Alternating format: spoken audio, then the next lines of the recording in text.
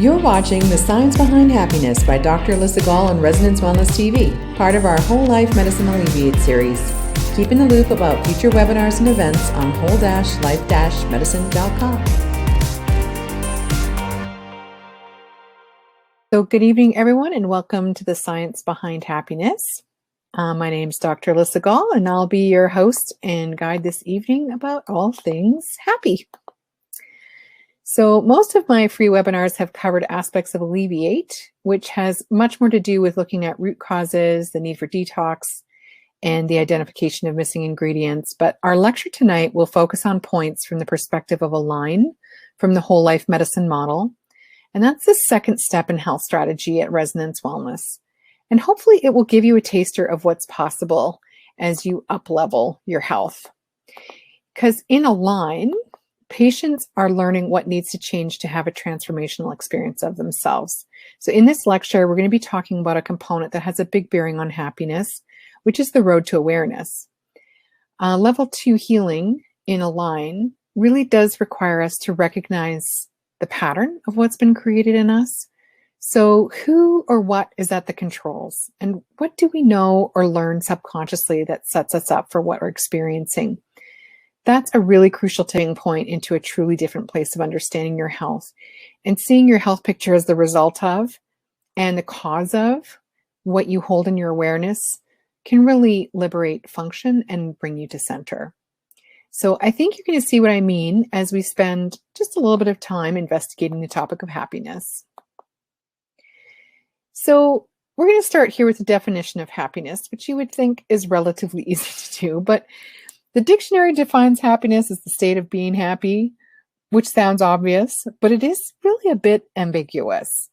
Other definitions can include good fortune or a state of well-being or contentment, a pleasurable or satisfying experience, but I don't think any of these really explain what happiness is.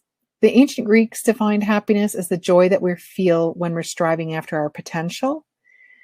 Aristotle said that happiness is a state of activity.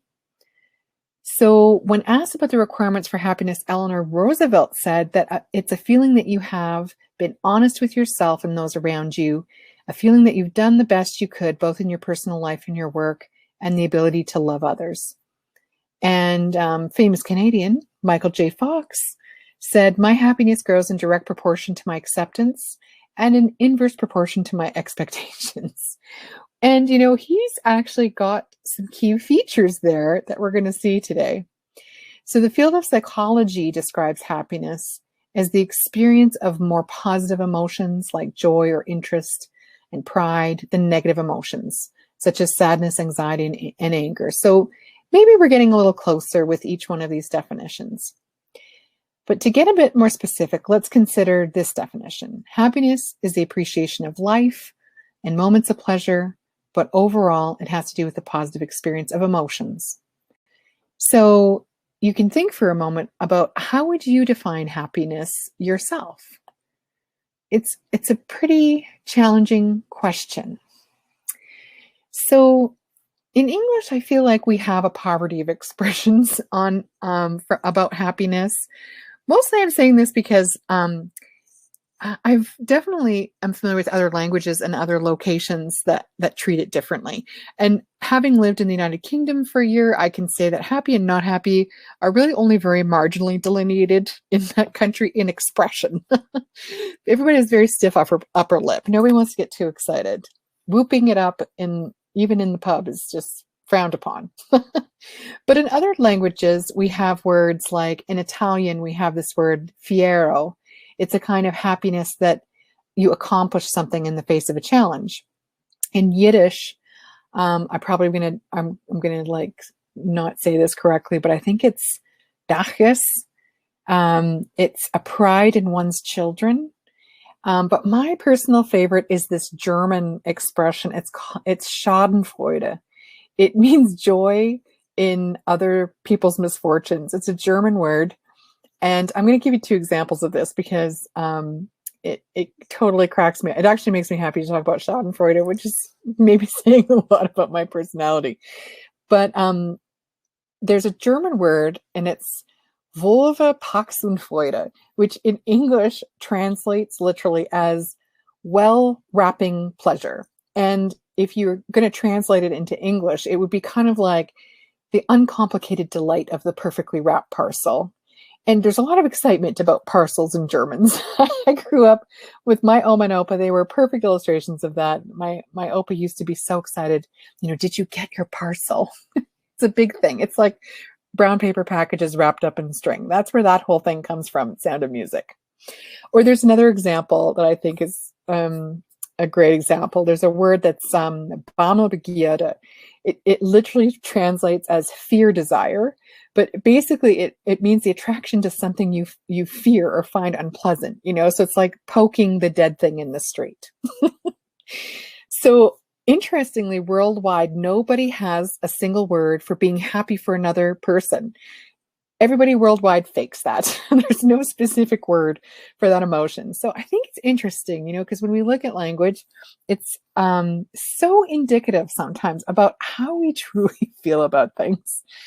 So it was cracking me up researching even the definition of happiness.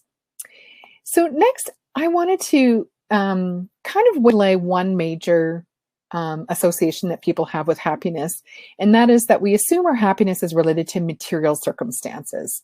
So this is a graph that it's a study by Engelhardt and Klingman from 2000, and we can really see reality checks on this concept. So this is a graph where people were reporting themselves, their happiness on happiness index. It's actually the survival and well-being index that was formulated for this study and many others. And on the bottom is showing the income of the people. And so this is plotting countries, so individuals from various countries, and there's a lot of data. So you can see that countries are differing substantially here in their levels of well-being. So societies with higher well-being are definitely those that are more economically developed. They usually have very effective governments, low levels of corruption. They have high levels of trust. They can meet citizens' basic needs for food and health. And cultural factors certainly also play a role in national estimates of well-being. Obviously here, where the basics of life are lacking on the survival and well-being index, happiness is reported as low. So we're seeing here that there's, as an example, at the bottom of the index and the bottom of the income, Zimbabwe.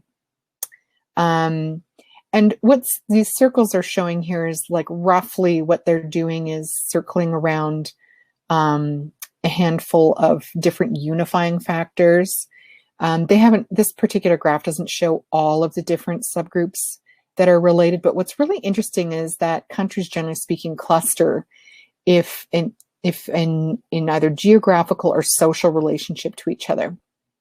What you'll also notice on this graph is that we're quite high up on the happiness index, even though our income is not the highest. But the point of this graph really is to show that at some point, income doesn't change your happiness level very much. And so on the on the far left, where you're making major economic gains, you do definitely see it correlating with happiness. But then as you get to be a certain threshold, it stops being as big of a factor. And most people are fairly surprised that that's the case. Everybody assumes it just goes up the more money that you have, but it really doesn't. So I wanted to kind of put that to rest kind of here at the beginning, not to rest, but at least give you that sense of that's not one of the factors that makes the biggest difference. So when we discuss happiness, we actually have to get clear about a couple of things. The first thing is we have to get clear on the difference between a feeling and an emotion. And those are usually lumped into one category for most people, but they really are not the same thing. There's a researcher, Dr. Antonio Damaso, who's from the University of Iowa, who has done some brilliant research on the experiences of feeling an emotion based on PET imaging. So PET is a positron emission scanner. It's a type of scanner that allows you to see changes in brain activity based on the uptake of glucose, which is the main fuel for the brain. So in a PET scanner, You've actually injected the person being studied with a radioactive glucose. And where the brain's most active, you see it light up with radioactivity. And so this allows you to observe live what happens when people have various types of inner experiences. And what he found out was that brain activity does alter depending on what type of experience the person has. But it is really not an either or brain activity. So happiness is not the opposite of unhappiness. So based on this work, he was also able to show that emotions and feelings are different. So emotions are those automatic responses of the body to a specific situation. So a body association to what occurs. You blush red. If you're embarrassed, you kind of go flushed red when lying. There's like that flash of eye brightness when you're happy. There's heart flutter. So a feeling is different. It's the conscious perception of that emotion as being pleasurable or not. So emotions are unconscious, feelings are conscious. So emotions, the unconscious registering of your body to the situation, really allows you to make a decision quickly. So the only problem with that is that human decisions are becoming substantially more complex over time. So a quick emotion could result in making a hasty action that you could really regret. If people lose their capacity to have emotions, and that can happen in certain types of brain damage, either by accident or by stroke or whatever, they usually start to make poor decisions. So if they're affecting the emotional centers in the brain, you start to see discombobulation. And what's interesting is even if you very, very specifically are injuring emotion areas or interpretation of emotion areas, we tell people in our culture that to be rational. So what's interesting is that you can damage your brain into actually technically being more rational and preserve your intelligence. But ultimately, the people who have an injury like that with preserved intelligence and rationality, but no emotion, cannot make proper decisions. So this really blows out of the water the whole Star Trek Mr. Spock thing, because in essence, by research, what we're showing is you can't exist as a Mr. Spock and actually make an intelligent decision, which clearly he does all the time on Star Trek. So I've heard many people express that emotions are their problem, but really it's not the emotions that are the problem. It's how we fail to understand our emotions and our feelings that is the problem. And so I'm going to quote another researcher here, Dan Gilbert, whose work we're going to see in a few minutes. And he stated, only when we're conscious of our emotions are we free to follow them or no. So perceiving feelings gives us flexibility. Dogs would never go bungee jumping. They would be prevented by unconscious fear. And so human beings have some very interesting things that we're going to take a look at next. One of them is the universal face. So I absolutely adore this photo of the little kid and the camel. It's one of my favorite photos. I love it because it makes me smile too, which is at least partially biological. Experiments have shown that all humans come equipped with the same emotions. The newborn will smile. Blind people who have never seen a smile will smile. People who are culturally very separate use the exact same facial movements. In fact, there are no cultural variations in this expression at all. Only some cultures who are better describing their emotions than others, which is what we illustrated in the Germans and the Italians and the Yiddish, or the Jewish, I mean. So the facial movements of happiness are universally recognized. There's studies that have shown where research have actually attempted to prove that primitive cultures don't have the same facial expressions or emotions as their more cultured counterparts, which of course turned out to be totally untrue. A true smile is instantly recognizable, and it's very difficult not to return it. It consists of engagement of the muscles around the eye, which you can see in this illustration, and the mouth. Here in this diagram, we see the difference between a social smile, a spontaneous smile, and a full smile. And we can all see the difference. And you can probably even feel the difference in what this person's face looks like in the recollection of your own face making that expression. You know how each of these expressions feels inside your own face. So experimentally, Paul Ekman, another researcher, showed that a smile, even if you have to force it onto your face, will create identical brain activity to a well-told joke in happiness factor. It does have to be as genuine a smile as possible, though. So in the experiment, he actually had to teach people how to engage the muscles in a genuine smile to get the best results in inner experience. So in essence, we can smile our way into a better emotion and then have the feeling. So the more practice you have at this, I think, the better. Now, let's consider how people view happiness. And again, we're going to come back to the money question, the material question. It's always an interesting one. There's fascinating research done by Dr. Dan Gilbert that I just mentioned that examines how people respond to choices that one might assume would make us happy. So in one experiment, he asked people to choose what would make them happier, winning the lottery or becoming a paraplegic.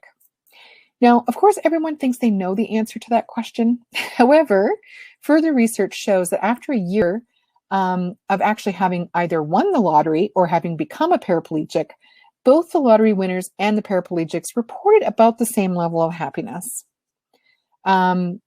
both from before and after their accident and between each other. It actually wasn't hugely statistically significant, the difference between a former or a lottery winner and a paraplegic. In fact, there's studies that found that after only 3 months, many types of major life trauma, with a few exceptions, had no impact on overall reported happiness. And I am sure that there is nervous laughter out there. So if we look at the experience of happiness, we can either experience happiness as the result of something that actually happens, or the result of something that we have become happy about. So there's research that shows you can experience two types of happiness: a natural happiness and the happiness that we have synthesized internally. So natural happiness is the result of getting something we wanted or we think we wanted. And synthesized happiness is what we experience when we don't get what we wanted, but we find a way to live with it anyway. And Dr. Gilbert's gone further to explain that we're equipped with a brain area that allows us to have both of these types of happiness. So the experience of the two types of happiness has to do with the existence of the prefrontal cortex. That is a component in the brain that the rest of the mammalian world, so including the monkeys and every other mammal, have not developed as markedly as humans. The frontal lobe is the part of the brain located directly behind the forehead. And in general, that broad section is responsible for behavior, learning, personality, and voluntary movement. At the very front of our frontal lobe and a little underneath is an area called the prefrontal cortex. And this area of the brain appears to have a very special function in humans. It serves as an experience simulator. So human beings can have experiences in their heads before they try them out in real life. An experience simulator basically allows us to imagine an experience without actually undergoing that experience. No other animal has this ability so obviously well developed, which probably is the reason why dogs have not invented bungee jumping. So this means that if you have the capacity to imagine that something's happening, and even if it hasn't happened, you will have something akin to having that experience. So like we've discussed this in previous lectures, and hopefully you've heard me say this in clinic, your brain can't tell the difference between something that's happened or something that you're imagining is happening. In short, we're co-creators of our own inner experiences because this part of us allows us to be. So what this implies is that it's impossible to create your own happiness. Our society, however, has strong beliefs that synthetic happiness is inferior to natural happiness. And what's interesting is that the biggest impact on happiness can be how you make choices. It turns out that the freedom to choose sometimes is the enemy of synthesized happiness. So the psychological immune system works best when we're totally trapped. When you have no choice, you find a way to be happy with what's happened. In contrast, if you have reversible conditions, that is not always conducive to happiness. So if there's a choice to reverse, you can actually create misery in a person. Now, isn't that interesting? we live in a country where people are often determining that what they do is going to be on perceived happiness, and they sometimes seem rarely to find it. Well, there are lots of people around the world that have zero choice in how they live, and they are just as happy.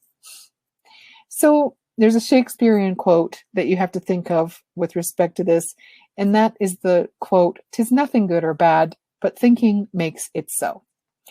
So if we quote this researcher again, Dan Gilbert, he had said, "When our ambition is bounded, it allows us to work joyfully. When it is unbounded, it leads us to lie, cheat, steal, hurt others, and sacrifice things of real value. When our fears are bounded, we're prudent, we're cautious, we're thoughtful. And when our fears are unbounded and overblown, we're reckless and we're cowardly." Another aspect of brain function that I wanted to mention that's important is that there is a sidedness to some of the circuitry involved in our internal experience. So the left side of your brain tends to be more involved in positive feelings, and the right side tends to be more negative. So damage to one side or the other does have a ramification. You could actually have a stroke on the right and be substantially happier, possibly out of touch with reality, but definitely happier. And if you're more left side dominant in your normal brain function, you're not only happier, but you also make more antibodies and immune challenges. So it's an interesting set of conditions. And again, I want to reemphasize, it is not perfectly black and white here for sure. But what we're seeing behaviorally is that there are some interesting issues that come up around happiness, around our perception of happiness. And in fact, biologically, you have a preference for negative. People's brains respond more easily and more quickly to the negative. All you have to do is look at a news broadcast. Unhappiness comes to us so easily. We watch the news that's negative because it's negative. And, some people have really suffered with this in this last year and a bit. Such fear, such terror, and just hearing it over and over and over again. There's rarely something happy to report. So science has also shown us many other kinds of examples. And researcher Nancy Etkoff, who is from Harvard Medical School, has shared a couple of points that can really illustrate this bias. For example, we detect sweet at 1 part per 200 biologically. Bitter, we can pick out at 1 part per 2 million. People hate to lose more than they love to win.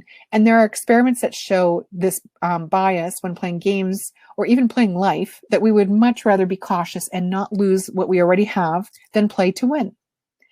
There's also something known as the marriage formula, or it's known as the 5-to-1 ratio, where we know that to have a happy marriage relationship, you must have 5 positive comments exchanged per 1 negative one. Otherwise, you are statistically more likely to divorce. And then, of course, we have stress response overkills. Our systems are over-designed to respond to emergencies, even if there are none. It's actually better if there are a few, so that we can go all the way through the process to actually terminate the response. But of course, we live in a place where really there's only so many things that are true emergencies. So if we were governed only by pleasure seeking, we would biologically not survive. Pleasure is existing to lure us into positive situations. But to find happy, not just pleasure, but to find happy, you do really have to work on it. And I'm going to go back to the findings of Nancy Etkoff again. So she is an evolutionary psychologist and instructor of the science of happiness, like I said, at Harvard Medical School.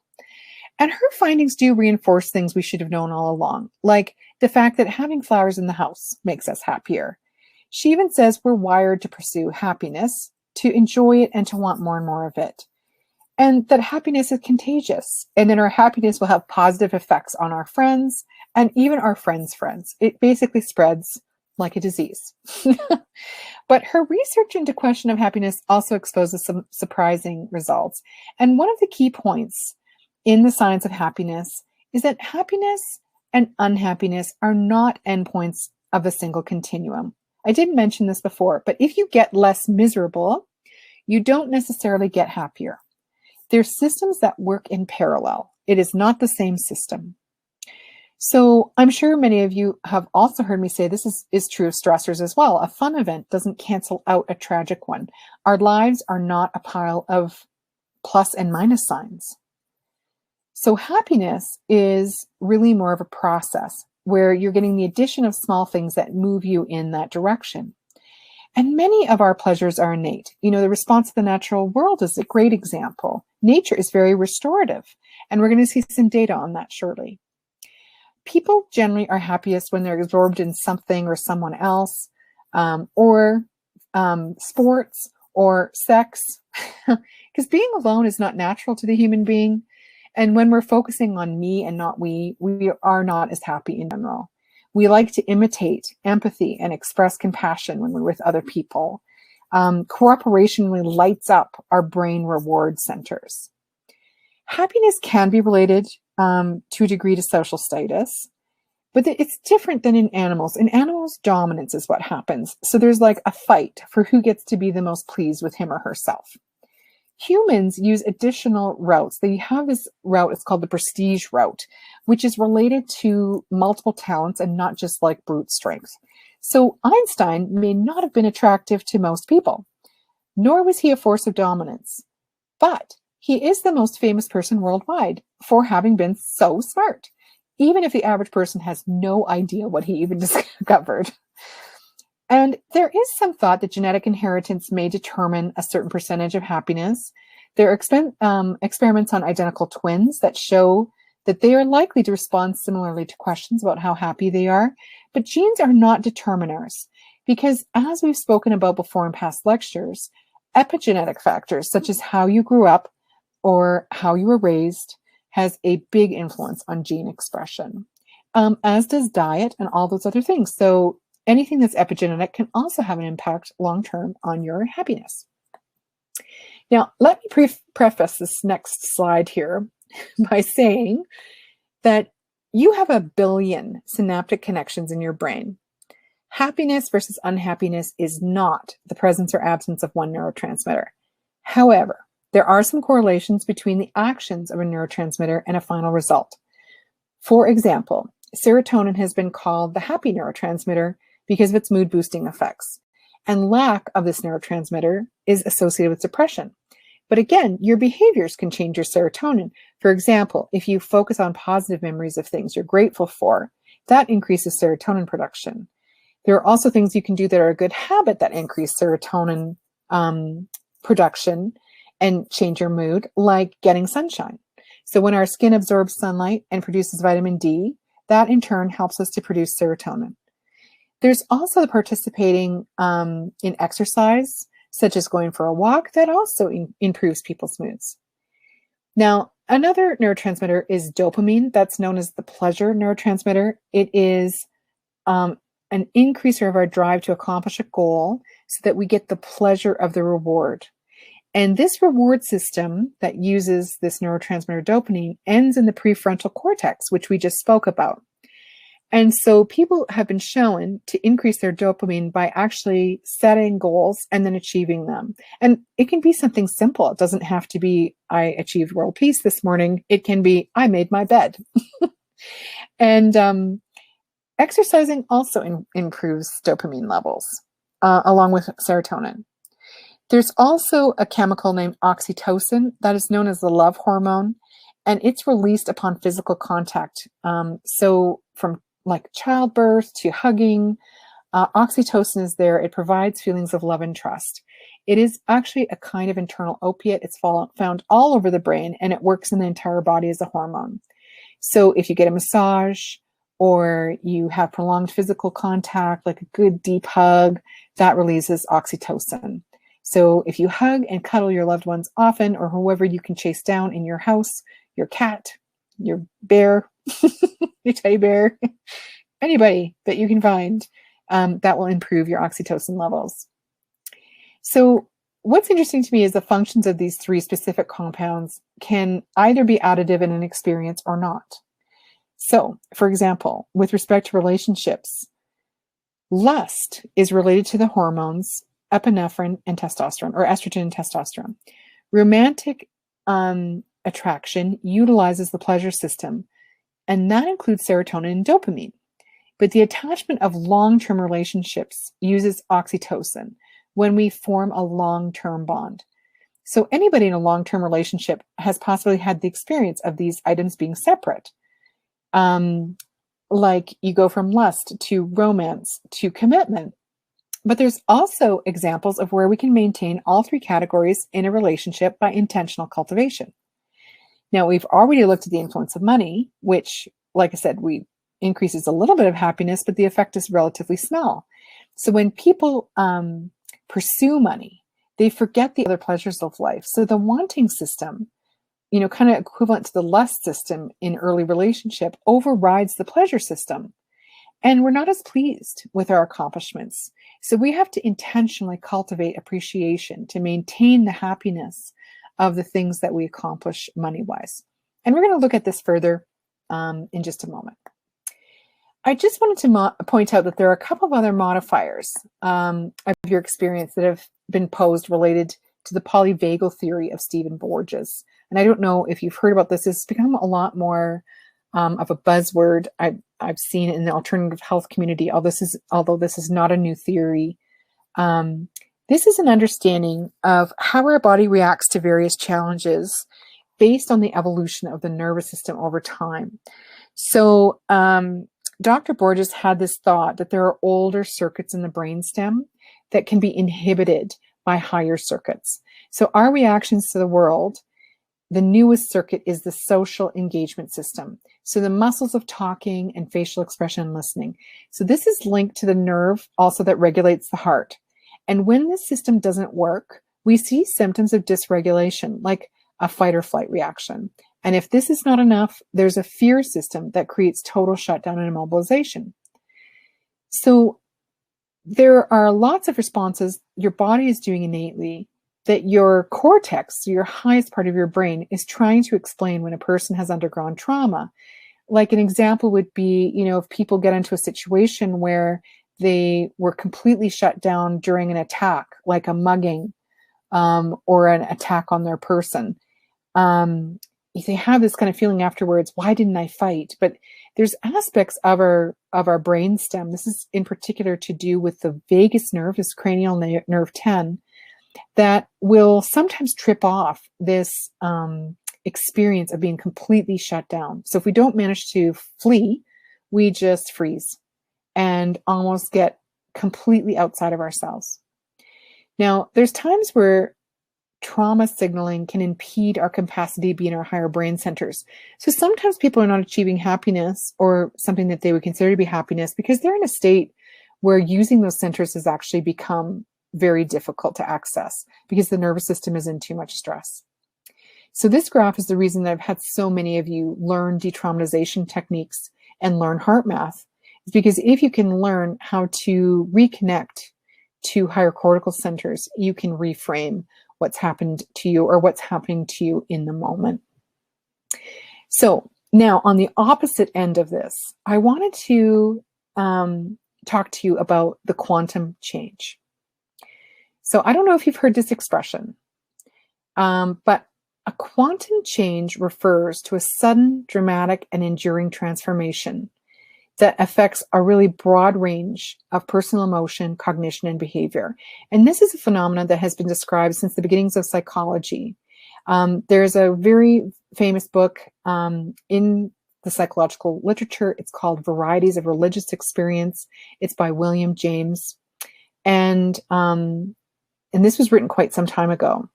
So I pilfered here one of Dr. Joe Dispenza's really awesome quotes and a beautiful picture that he had off of his blog. So I hope you have a chance to go and take a look at his blog. I've put the note there where you can find it.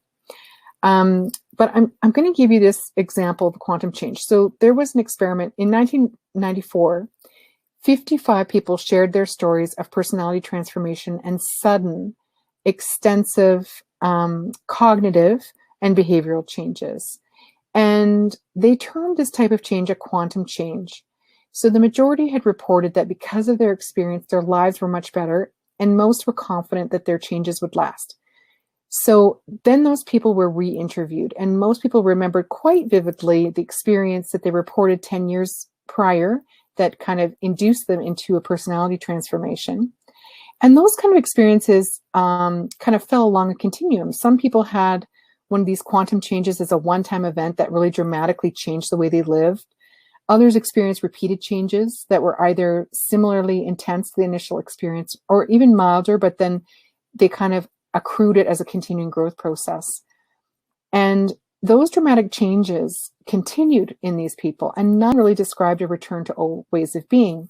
There's a really well-known example of this in the founder of Alcoholics Anonymous, who had, his name was Bill, and he had a really single mystical experience that completely ended his alcoholism in a moment. He just basically never went back to it. So a quantum change can also be like a sudden jump to a radically different state of being.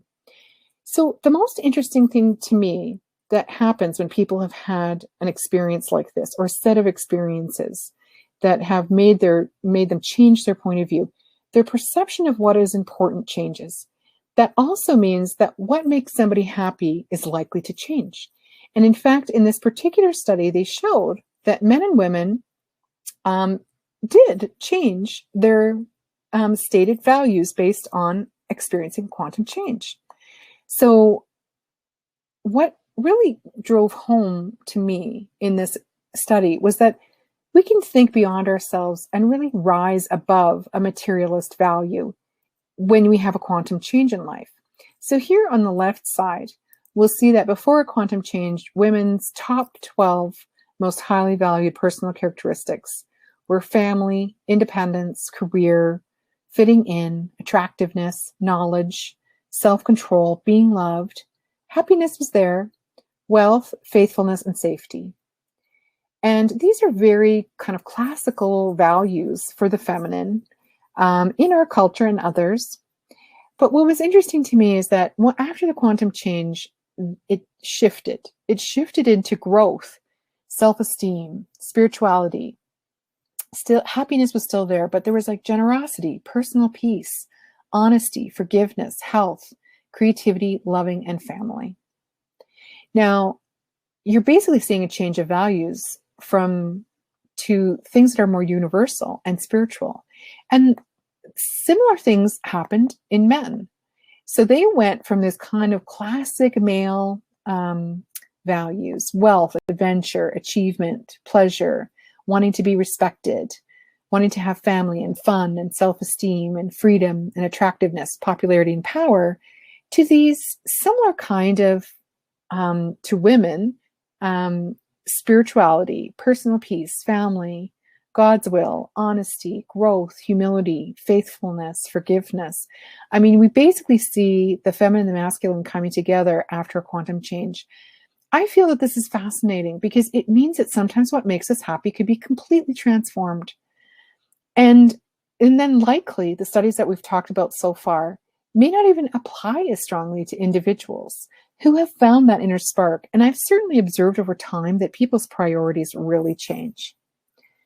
And as people get older, they just appreciate different things. You know, that's that youth is wasted on the young aspect as well. So I think there's also over a lifetime, a tendency to move towards those other values, especially in people who, you know, like many of you that I've known for a while, who are just really attendant to those aspects of life. And I love this quote about it. You know, if your daily life seems poor, don't blame it. Blame yourself that you are not poet enough to call forth its riches. For the Creator, there is no poverty. So let's just take a look at some more research, though, because I think even if you never hit quantum change, there are definitely some things that we can cultivate about happiness. So observing facts about happiness has really not always been on the top of the research pile. This is a relatively new research topic. And it's mostly because we have cultural views about what makes us happy, and we don't usually disagree with them. But sometimes we can get valuable data about happiness from studies that have been designed longer term. So a great example of this is the Harvard study of adult development. It was started in 1938 with 268 students from Harvard College, and it was designed to collect data about physical and mental health over time. Originally, the students would have all been men because Harvard was not open to women at that time. And interestingly, one of the people who's participated in this study was John F. Kennedy, and there were a number of other people who were quite well known that had graduated from Harvard. So every 2 years, this research group would conduct interviews, they would get medical records, and they would complete brain scans of these students over their lifetimes. And then when those students started to pass away, they followed the children of those original students from the original study. And the director of this study stated that the clearest message that they got from the Harvard study of adult development is that good relationships keep us happier and healthier, period. So close relationships, more than money, more than fame, are what keep people happy throughout their lives. So those ties that protect people from life's discontents, they help to delay mental and physical decline, and they're better predictors of long and happy lives than social class, IQ, or yes, even genes. So the important points here are that a happy life isn't always about getting what you want. It can be about learning to enjoy what you get. And that synthetic happiness is not cheating yourself into being happier. It's not a cheat because it isn't necessarily what you planned. Natural happiness primarily relies on external factors, where synthetic happiness relies on the internal one. And so it can be more long-term, stable form of happiness than natural happiness. And that general happiness comes from a combination, probably of natural and synthetic happiness, and that freedom can create some really interesting challenges in happiness. But there are definitely things we can do to cultivate the perception of happiness. So an obvious one, developing better relationships. We know the importance of having good relationships, but how do we develop them? It can really be as simple as FaceTime right now during this pandemic with the people that you're caring about, or cultivating new relationships with. You can liven up a relationship with the people that you're trapped in the house with by doing something new together. You can reestablish date night or start a weekly game night. In our family, we've recently instituted weekly check-in meetings and a family and a couple adventure challenge every second week. So we alternate couple adventure and family adventure. You can reach out a family member with whom you've lost touch. You can try joining a group of like-minded individuals. Eventually, when we come out of our houses, we could join a walking group or learn a new skill.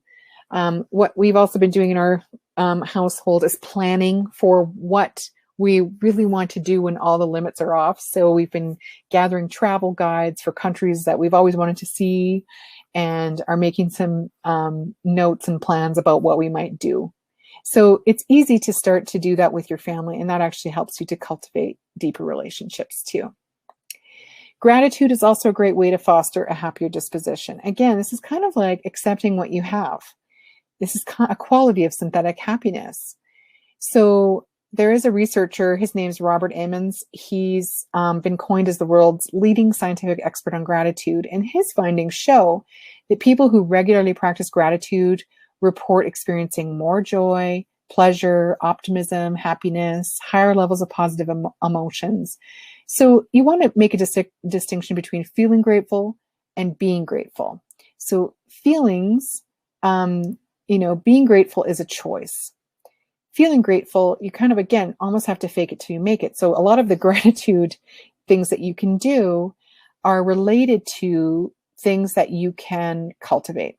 So as an example, you can start a gratitude journal. And there was a blog post that I put up several years ago on doing gratitude journals.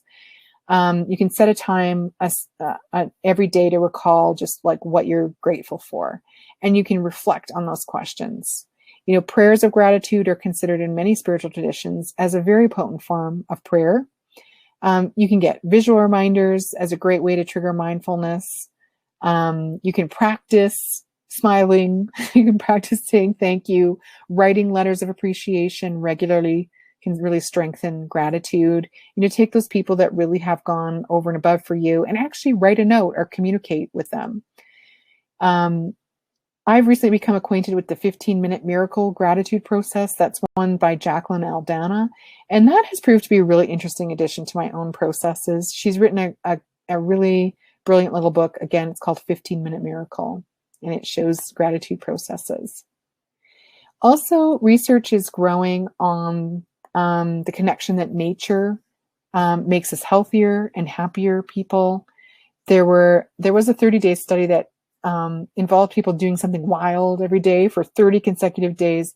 And then participants were completing surveys at the beginning and at the end about their perceived connection to nature, how they interacted with nature, how they felt about their health and happiness. And that study showed there was a statistically significant increase in people's health and happiness and connection to nature just by being encouraged to spend time with it. And amazingly, that newfound happiness was sustained for months following the challenge. So one theory accounting for that is there's this hypothesis called biophilia, which suggests that we love nature because we evolved in it. But, even if you look at hospital patients, if you have a group facing a brick wall, when another one looks out on trees in nature, the group who looks out on the brick wall were in the hospital longer, needed more meds, and had more medical complications. And I am personally thrilled to see so many more people outside than I have ever seen before. What a blessing that is. That has really actually improved based on isolation. And it was one of the few things that have kind of improved on isolation. Now, you can also cultivate mindfulness. So mindfulness is a mental state that you achieve by focusing your awareness on the present moment. And ultimately, mindfulness is a focus on the here and the now. And it's not easy. It does take practice. But research has shown that if you practice it regularly, you're happier because your thoughts are not consumed by thoughts of the fear of something yet to come, or trying to control something in the future, or analyzing things that have passed. If you can cultivate mindfulness, you can become more centered and you develop that inner resource that deepens your perception of happiness. So you're just ending the loop of negative thoughts. You can connect better with other people, and you can really enhance the experience of gratitude. And it's not a difficult technique. You can access a mindfulness meditation on the Whole-Life meditation site from last spring, because we had a group that met for meditation every morning from the shutdown for 64 days. And there's one up there for sure that's on mindfulness. Now, the other thing that research is showing that improves happiness is giving. So it's shown that if you possess wealth and material goods, that doesn't necessarily lead to happiness, but if you give them away, it actually does. So studies of people who practice volunteering shows that they have way better psychological and mental health and increased longevity. Donating money or spending money on experiences rather than on material things is definitely positively correlated with happiness. So if you're more generous and charitable, your amount of happiness actually increases with the amount of money that you give to people in need. And so you could always try to do all sorts of things with respect to that. I mean, I personally love supporting the Women for Women International, which basically teaches one woman per year, funded by me, to learn certain basic skills about how to raise families. It's about reproductive rights, about teaching women what their rights are in a country where they live, because many of them can't read. Teaching them to read if they can, also teaching them a trade over about an 8 to 9 month period. And so I just love the fact that I get letters from those people, from those women that just say, I was able to do this, I was able to do this. I also love doing Kiva loans, which is microfinancing. I don't know if you've ever tried that before, but microfinancing is where you you either donate or lend people who need money to further their businesses around the world, whatever that. I love investing in organic farm people. I wonder why, right? Or one time I actually did fund a Peruvian sock maker in the Andes, because I just thought everybody in the Andes, they are going to need wool socks. And this guy, he needs a new machine. So I definitely contributed to that. So you can find ways to engage in that, I think. And it does bring a certain quality of happiness. So certainly there's proven techniques to cultivate happiness. Savor your moment, be in the present moment. Use your time wisely, spend it with your family and cultivating relationships. Act happy, even if you fake smile for a while. Exercise. Cultivate mindfulness, express your gratitude, give more, de-traumatize when you can, to make yourself less vulnerable to continual re-traumatization, and cultivate maybe your quantum change. I just think that's the coolest thing, to push your happiness into a different direction. So as a final quote, I'm just going to write here, the key to happiness is knowing that you have the power to choose what to accept and what to let go. And I hope that you feel empowered and excited for that ability to some extent to really choose happiness. So here's the remaining 2 lectures in our series. Now, I apologize. I realized I had these backwards last time, or maybe even for the past couple of times. So the next lecture is about brain health in the end of April. And then we're going to do anti-aging secrets in May. And hopefully I will see you at both of them. And by May, I'm going to know what the next year's lineup is going to be like. But if there's something in particular you would like me to cover, by all means, let me know. I'm always looking for great ideas to serve you guys. So thank you. I hope that you got a bunch out of this and that you feel a bit empowered to participate in your own happiness. But if you have any further questions, post them to our Facebook or email me at the office. And other than that, I'm here to support you. Thanks for watching. I love to connect to my patient community to inform and inspire, and I hope you'll join us again in the near future. Don't forget to check out whole-life-medicine.com for more webinars and events.